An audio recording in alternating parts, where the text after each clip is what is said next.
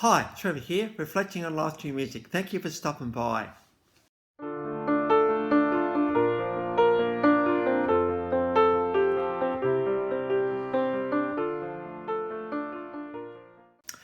Well, come in again. You're very, very welcome. I trust you enjoyed my last video on Irene Cara and through his song Flashdance, What a Feeling, which was a massive song in the 1980s. We looked at, how we capture flash dances for ourselves. So I trust you found that one encouraging. Well, according to my, where I'm up to, I've done A to I artists. And if you want to say, oh, Trevor, we don't believe you, and we reckon there might be someone you've missed, go to my playlist, go to A to I, and just have a look through them. Think, oh, he hasn't done these guys. So if I've missed someone, please send me a request. I'm more than happy to do it. But we are heading into the J's today. And before I start, I suppose the encouragement for you to do, who are artists, what are the artists you know that start with J? Put a request in. What's one of your favourite J artists? There are a lot of Johns, of course, in J, which we'll get to in a little while. But before we get to the Johns, we're going to 1948 in Heidelberg, Germany.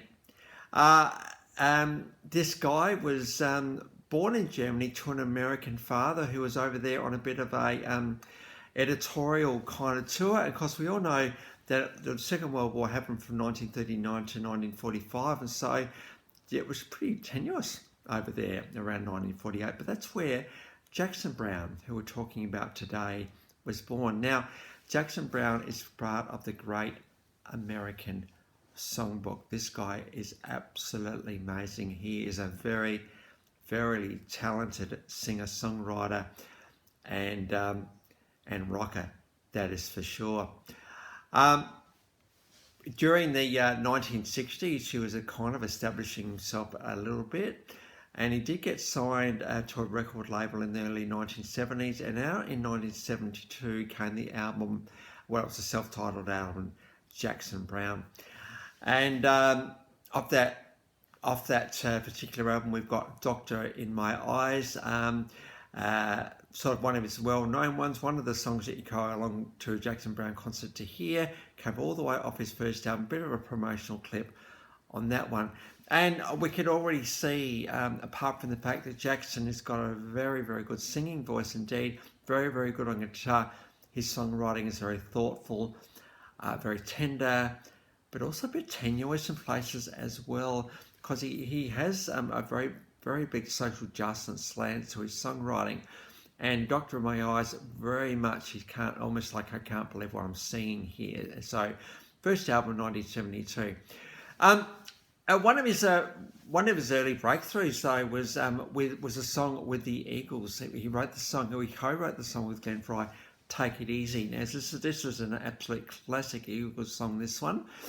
This was released off his 1973 album For Every Man, and that particular album has featured on many best album of all time lists. For a second album, that's pretty good. So I thought, well, let's dare to believe there's a clip of Jackson Browne and the Eagles singing this one together. And sure enough, there is. And of course, we've got Linda Rondstadt in there as well. So we've got American music royalty on stage, really.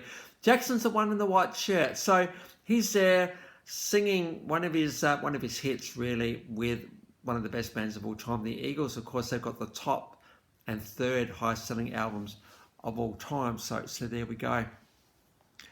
We've moved forward to 1974 with the album Late for the Sky, and this is also considered one of his best albums, this one. Here we've got the song The Pretender. This is at Madison Square Garden with the iconic Crosby, Stills and Nash. So, people love having Jackson Browne sing with them on stage, particularly when he's doing one of his own songs. And all these other great American artists just love having him on stage with them. Madison Square Garden is an absolutely massive venue. It's got a live version of The Pretender, another one of Jackson Browne's classics, and that's a live clip from 2009. In 1977, out came the iconic, if you didn't hear that the first time, iconic album Running on Empty.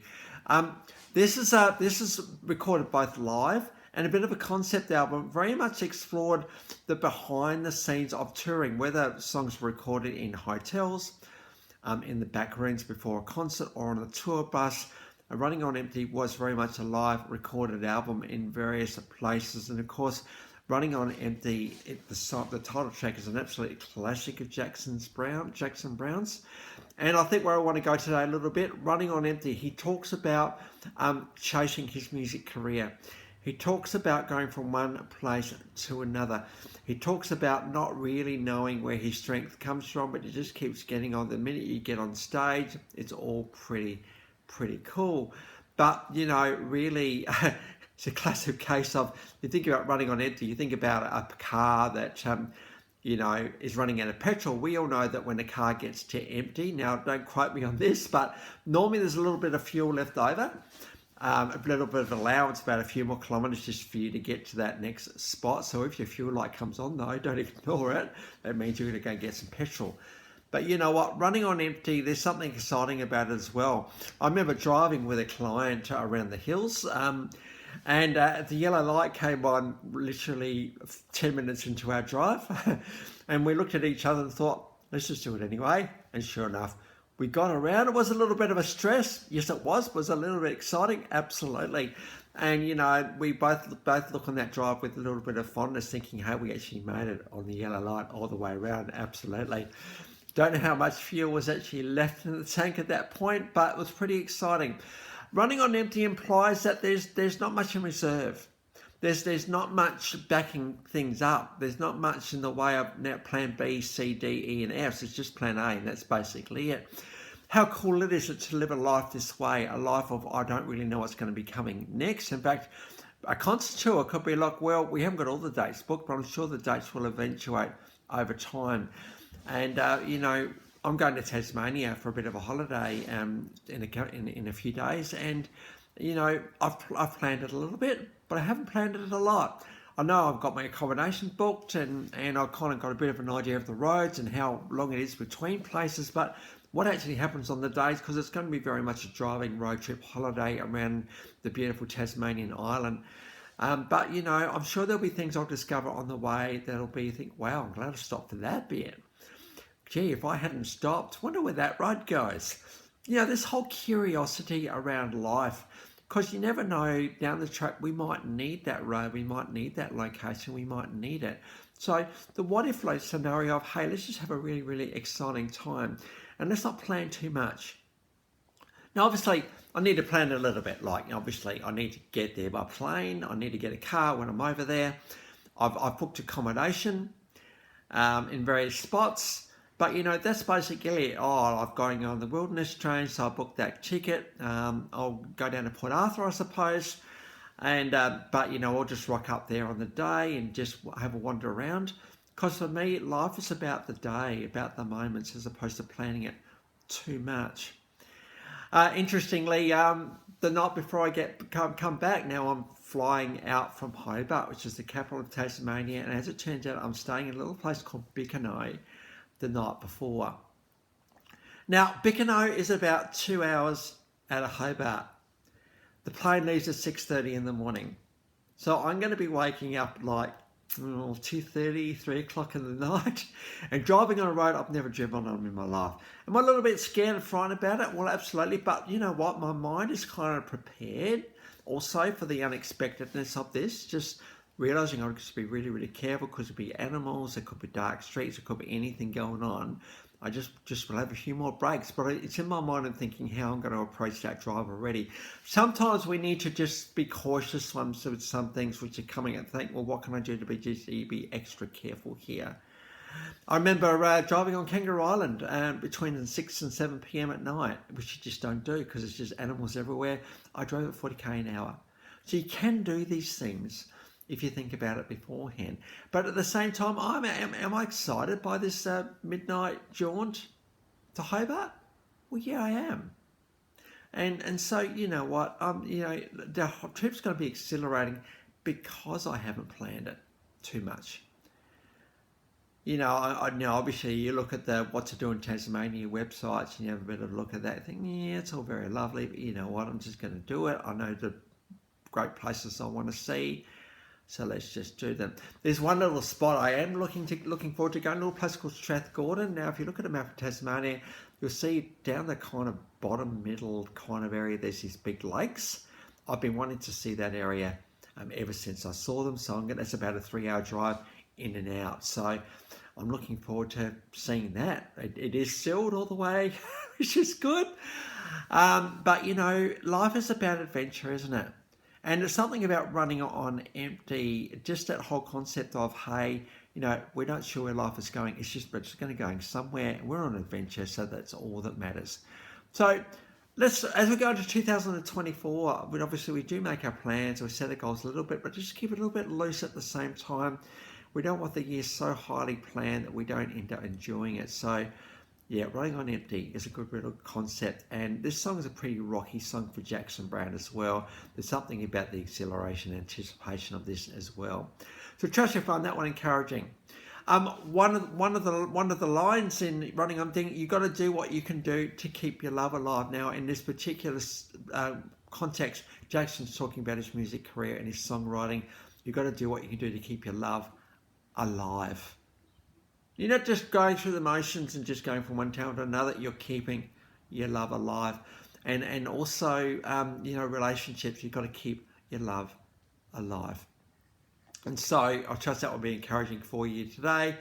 Also, off the Running on Anything album, we've got the song Stay. This is a beautiful song, this one. Him on the piano here. This is a tribute to his roadies.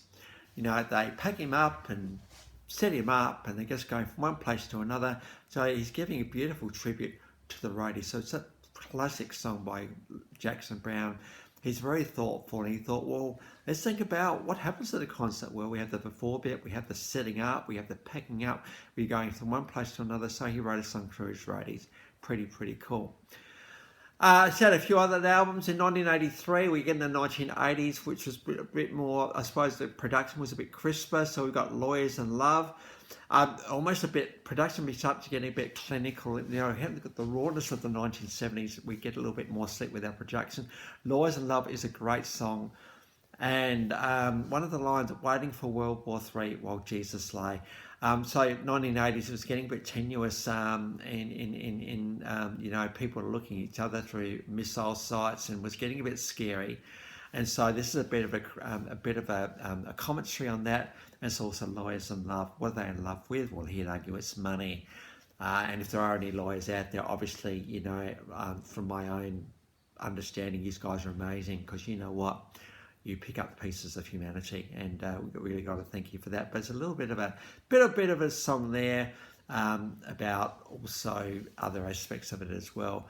So I've got an official version of that one. 1986, out came the album Lives in the Balance, and off the album we've got the live clip of In the Shape of a Heart. What a great song this one. It's almost like In the Shape of Love, you know. Heart, love, they all kind of combine their inner being, the thing that makes us who we are. What shape is that? Well, who knows? Remember the movie came out a little while ago, The Shape of Water. It was an interesting story of a girl that couldn't talk, bit of a cleaner, and this sort of creature from the beast from the depths that she discovers and has a relationship with. The Shape of Water, beautiful kind of title. Shape of the Heart.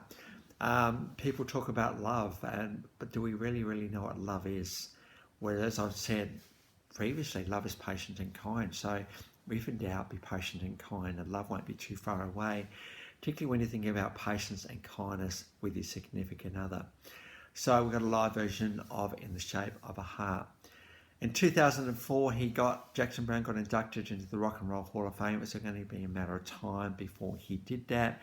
And the iconic Bruce Springsteen inducted him, and we got his induction speech below. In 2007, he was inducted in the Songwriters Hall of Fame. Between 1972 and 2021, how long is that career? 15 studio albums, I should say, estimated to have sold around 19 million albums. So in the scheme of things, pretty successful singer-songwriter, part of the great American Songbook.